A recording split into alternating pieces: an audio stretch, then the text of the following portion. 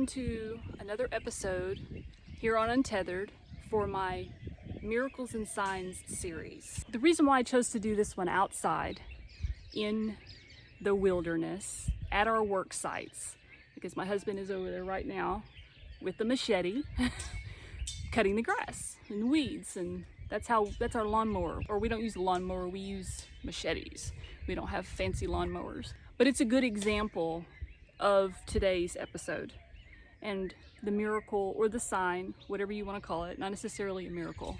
Miracles are more dramatic, I think, but I don't know, call it what you want to call it. So I'm not sure what the title of this one is going to be yet, but it is about my husband and his accident-prone personality. And see, the thing about him is he loves to work. He loves to do all kinds of projects. He wants to take on anything. He's not afraid to do anything. And if he doesn't know how to do something, he figures it out. He just, I just never seen anybody work as hard as him or have the imagination that he has to figure things out, to get things done, come up with ideas to do things. Even really, really hard stuff. When we lived in my house in North Little Rock, Arkansas, I had a neighbor who had bought the house next to me, and he turned it into a rent house. The people who had lived there before were really nice. They were quiet. They kept everything clean. Respectful neighbors, and perfect kind of neighbor, my favorite kind. And so they sold the house to a man, and he became a landlord.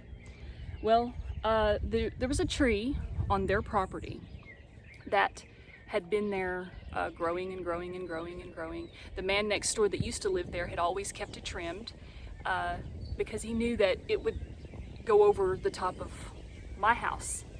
But the man who bought the house did not keep it trimmed, and he just let it grow and grow and grow. And it was starting to cause a little bit of roof damage on my house. And so I contacted him one day, and I asked him, could he please come and trim this tree off of my roof?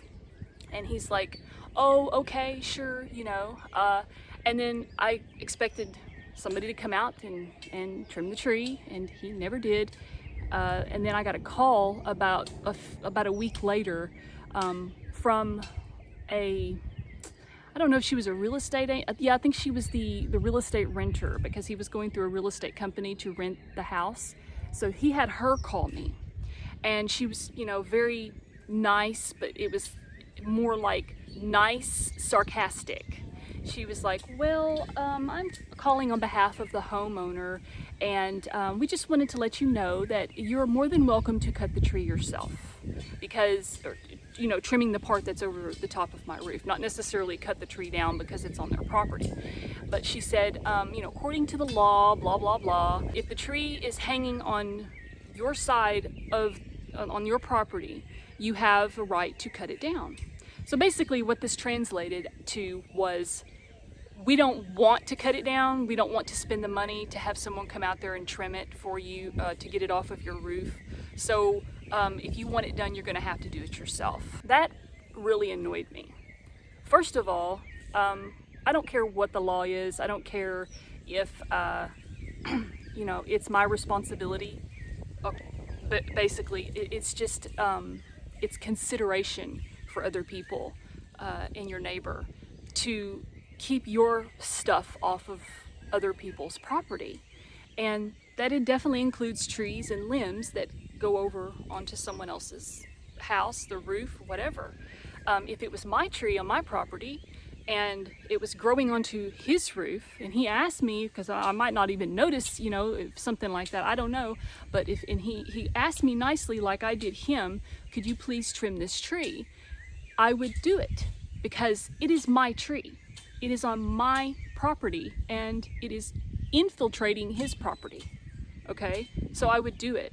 Well, my husband, being the I can do anything person he is, and he really can, but there's some things that make me nervous because he is very accident prone. Let me backtrack just a little bit. We had some rats in the attic. They had come from the other side when they had tore down all the trees. They cleared off the land there, and because they were going to go build a house on that side of the street, all of a sudden we found rats living in our attic, and it was like they didn't have any place to go. That's what the Orkin man said, that they, since they tore down their home over here, they didn't have any place to go, so they came over to my house. So it's really gross, but it happened. Yes, we had rats in our attic. So we had set up traps in the attic, and my husband had gone up there one day and he fell through the roof. Or not through the roof, he fell through the ceiling into the kitchen. And I think I have a picture of the hole. But yeah, he's hurt himself a lot doing things. I know how he is. I love him so much, but he definitely is accident prone, and I get really worried when he starts talking about doing some things that are particularly dangerous, because I'm just afraid he's going to get really hurt. Well, this man, go back to the tree and landlord situation. This man, he just refused to trim the tree, and I refused to pay for it because we were trying to save money at the time, and every time we try to save money we have to plug holes here and there and everywhere, and we save a little bit of money, and then next thing you know we're hemorrhaging money somewhere else, and I was just so sick and tired. And so this was one of those situations where we felt like this was his responsibility to cut that tree and get it off of our property, but he just didn't want to do it. He refused, and not ideal. I don't recommend being that way to anyone. Just as a side note, if your tree is hanging over someone's roof and they ask you to cut it, please cut it down or trim it. It's your responsibility. If you don't want the responsibility of the tree, then you don't need the tree. You need to cut the tree down completely and not have to worry about trimming it every year. So anyway, back to the point. My husband kept talking about how he was going to get up there and he was going to cut all those limbs. And it's kind of hard to describe it. I'm going to put up some pictures of the tree and how they were on the roof also. So here's those pictures. And you can see how it's just really hanging right over the top. But I don't know if you can really tell how dangerous, the tree is really high, okay? And he would have to be at an odd angle in order to cut the limbs off. He would have to hang over the side of the tree. I don't really know how to describe it. All I know is that I didn't want my husband up there doing this because I know how accident prone he is. And he kept telling me he's gonna get out there and do it, and I kept saying, no, just wait, please don't. And so he let it go for a while. Almost a year went by. I think it was about 10 months went by that I let this tree grow over the roof because I refused to cut it, and I didn't want my husband to do it.